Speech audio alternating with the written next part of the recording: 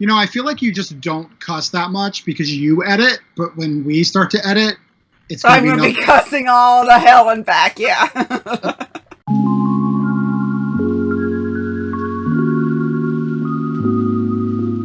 Hey everyone, we are LDG. I am Brooks. I still have to think about it for a second. I'm Kitty. And I am Lizzy.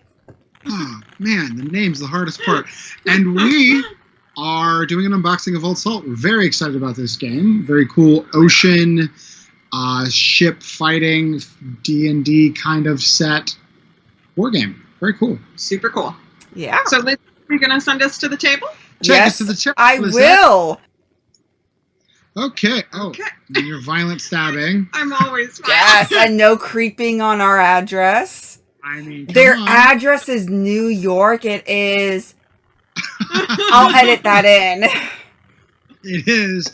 Edit that in. Okay, so this is the box, and I had to position our Vanna White hands. Yes. Let me know if you ever want to pause it, because I did speed up your guys' footage. Yeah, well, I mean, I don't think anyone wants to watch us do this. Oh, look at my claw.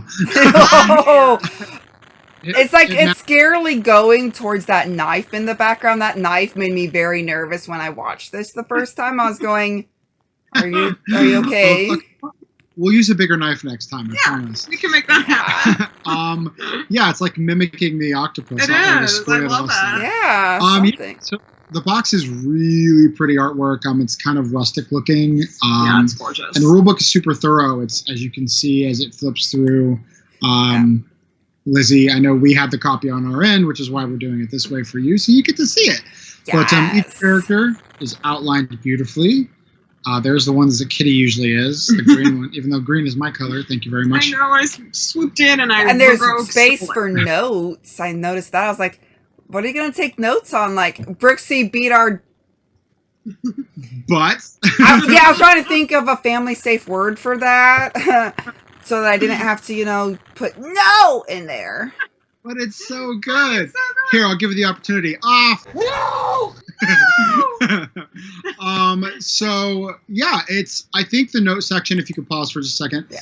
I think the note section is probably utilized mainly because the rulebook actually gives you a lot of freedom to play the game.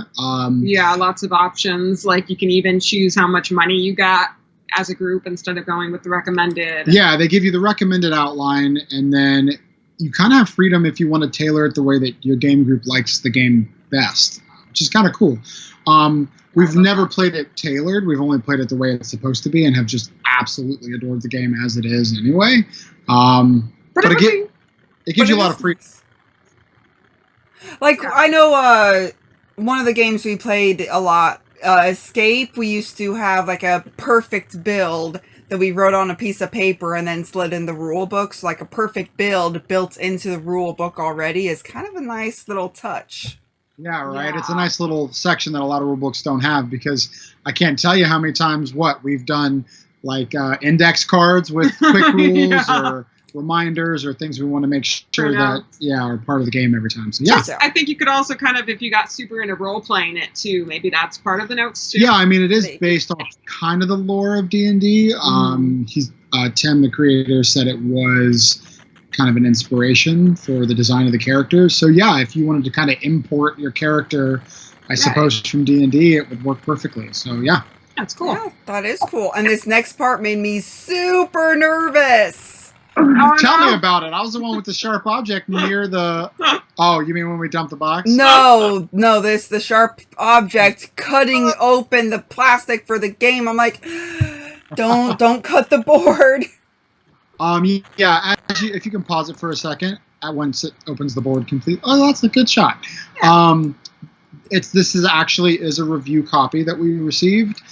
So it's not, all the components aren't fully realized yet. We'll get to some of the ship specifics that Tim discussed with us when we were lucky enough to actually play the game with him. Yeah, which was awesome. Yeah, so... Jealous. But the board is pretty much, I believe, how it's going to be. It's so pretty. Yeah, it is absolutely stunningly beautiful. So it's very old school in person. It really looks like an old weathered map. As you can see, it's got 3 zones. I know the red's cut off a little at the top because my camera wasn't far enough away, but that's fine. You get the gist. It's got 3 of the title zones, the red, green, and blue. I know for me, just because I'm slightly colorblind, the green and the blue sections are a little difficult to tell apart sometimes. But luckily, you'll see that the Tide chips that tell you the Tide tokens, Tide the trade chips. wins. That's like when people were eating Tide Pods. Oh God, don't bring us back there. Gross. Yeah, no thanks. The Tidal tokens actually have the tides themselves are in very unique shapes. As you can, that's like a curly worm, and the middle one's kind of straight and goes up, and then the top one's unique too. It has the shape on it, which is nice. So even for colorblind people, it's friendly. It's awesome. Yes, I do like that. Yes. I would love for them to be screen printed on there instead of a sticker, but again, prototype, so who knows what the final will be. But it's nice touch regardless. Yep. So continuing on. Oh, we're so fast. We are. Yes. Kitty wanted to look at the board longer because she's a board. Obviously, maps. She's a sucker for And these maps. are the characters, which they are changing the artwork to be a little bit more diverse.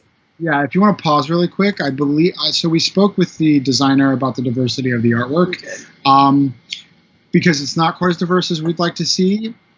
He did say that there were some good points in that when we discussed it with him, which was nice, and that this was just the demo cut copy, so that the player mats actually might be reversible, or there might be alternative art. We're not quite sure what's going to be available once the Kickstarter goes live, but it's to be determined. Yeah, the powers are so cool. The characters are cool. They do look ripped straight out of D&D, which is nice. Yeah, they do. You can definitely, if you already play that, you're going to know what type you like the best. Exactly. And the colors are very, I was about to use a term that is very specific to us, but we call it fever neutral. We do. It's a shade of colors that Kitty loves. It's like the dark, deep, kind of moody tones, and that's what most of these colors are. So player colors are really nice. Or just say, okay. Yes. And so... So those tokens, those are actually what you're supposed to use for the health of the ship, isn't it? Yes. We did find it was a little difficult to use tokens for the ship. I guess you could stack your ship on them to show how much damage they've taken. The chips are actually really nice. They're wooden, and they look like they've kind of had the engraved part burnt into them, which is really cool, like wood burning. I mean, it's cool. I still would rather just like a dial on the ship itself.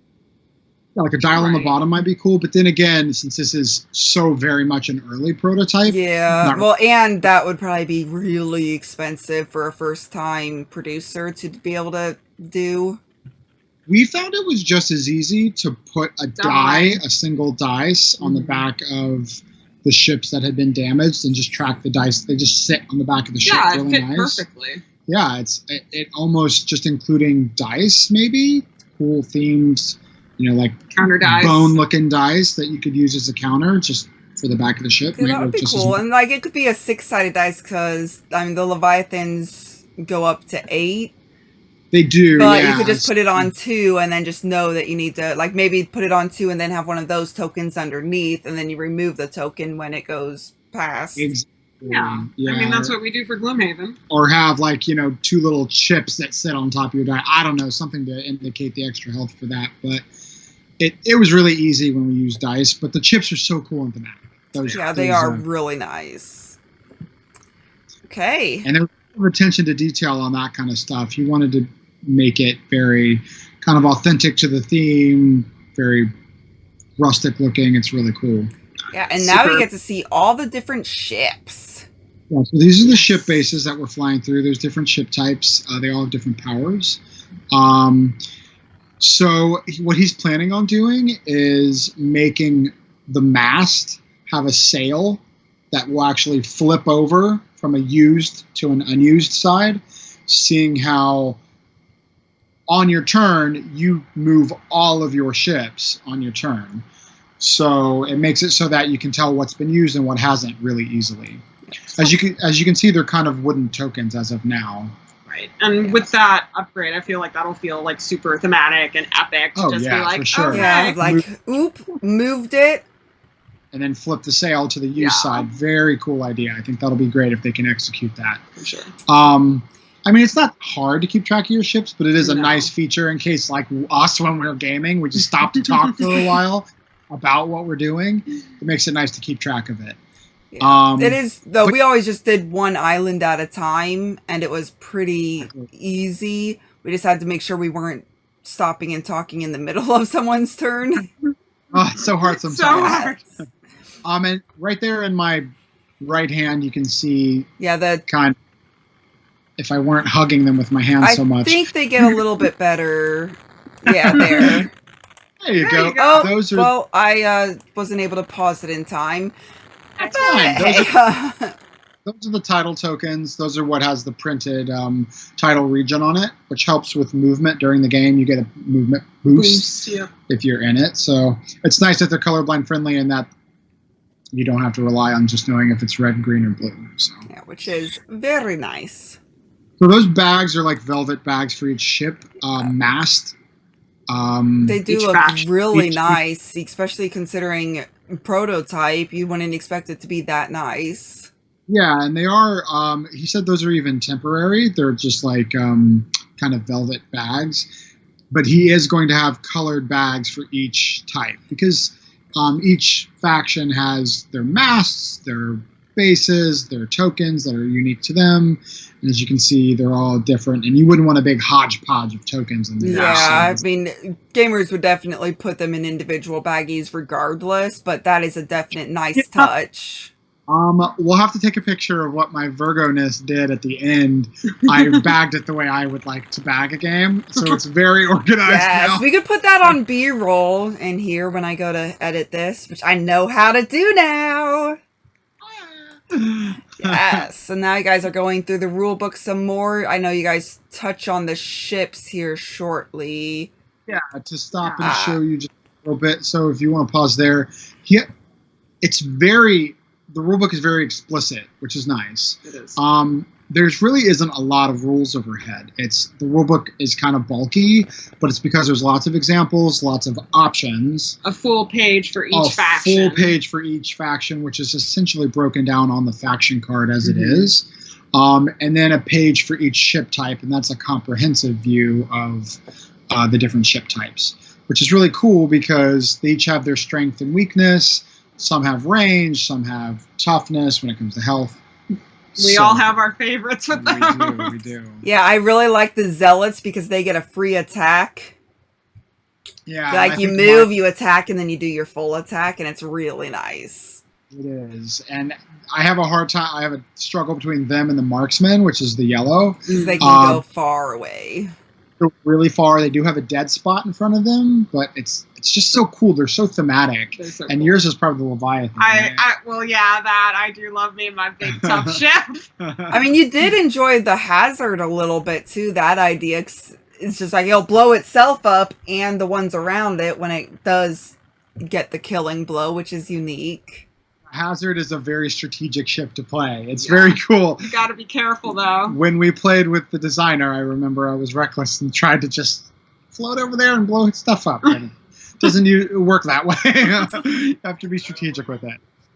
Yes. We'll go ahead and hit play on that. Okay. And I think we're going to go through and put all the ship types up. Yeah, I was like, I remember you guys linked them and talk about the banners or something with this.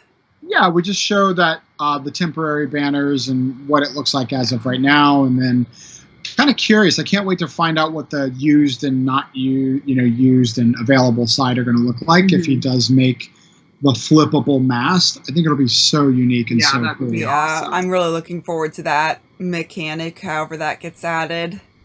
Exactly.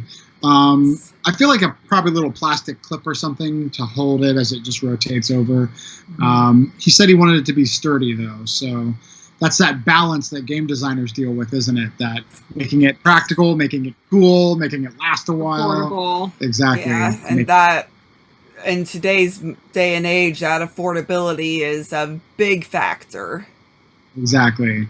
So yeah, here we're just playing around. Yeah, so. you're just putting the ships in it. Oh, that one doesn't even have a spot. Did you just put it in?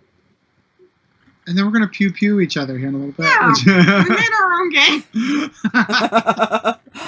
I was like, what are you guys doing? That is so...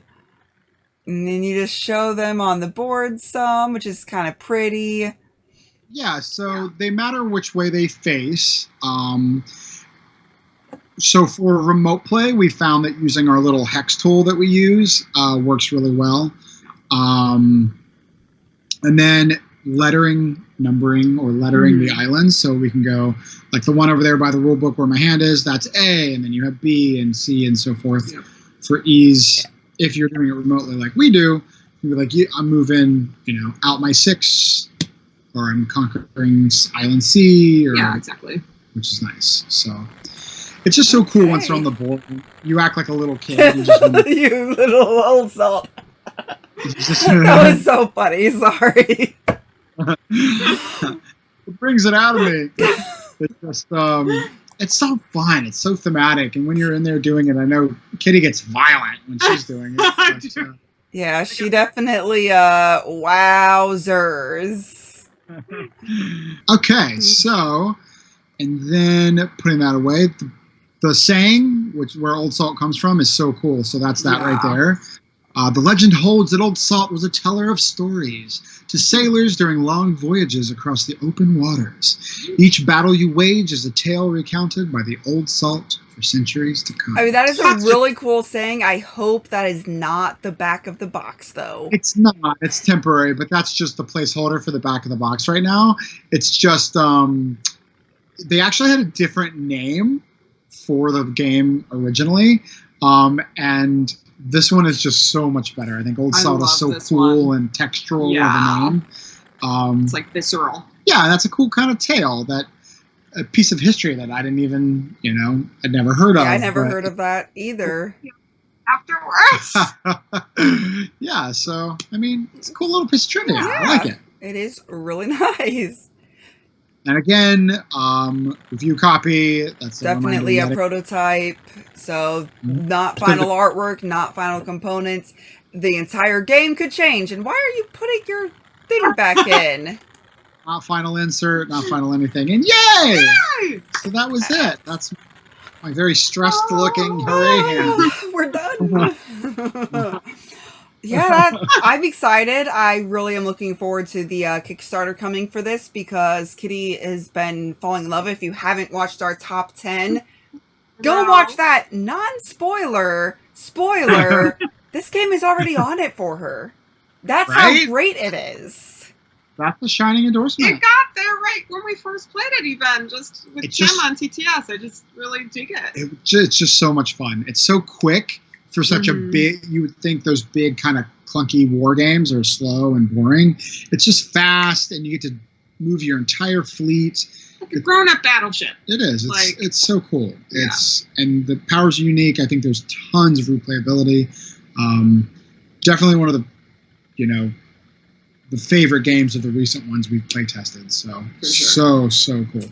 Very excited for this. It's just a baby in production, but it's on the way, and you'll have to check out our playthrough video, right? Yeah, we'll be doing that next. You'll get to see Liz try and manipulate us as we play.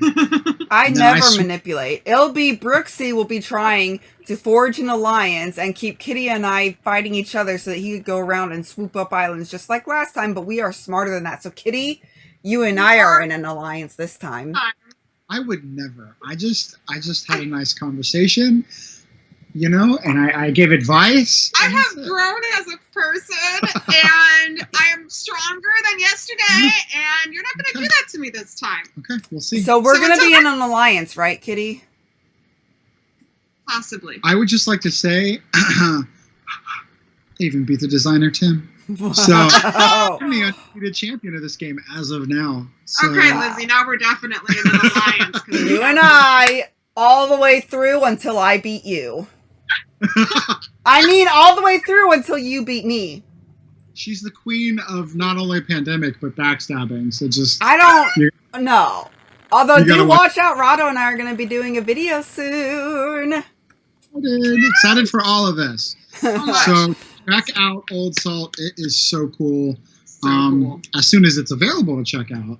Yes, keep an eye out definitely. for it. It's going to be I feel like it's going to be a sleeper hit. Like Exactly. anyone that tries it out is going to really enjoy it. But the ones that overlook it, sorry, dudes, you should have looked at it closer. I'm serious. Yep. I just got to say one last thing. It took me by so much surprise, honestly, because I do not like war games. And I remember going into the actual playthrough. We were lucky enough to do a playthrough with the designer himself. And I remember telling her beforehand, saying I was a little reluctant because I have a bad history of not liking war games. And from the very first turn, I mean, Tim made us super comfortable, but so much fun, very reactive.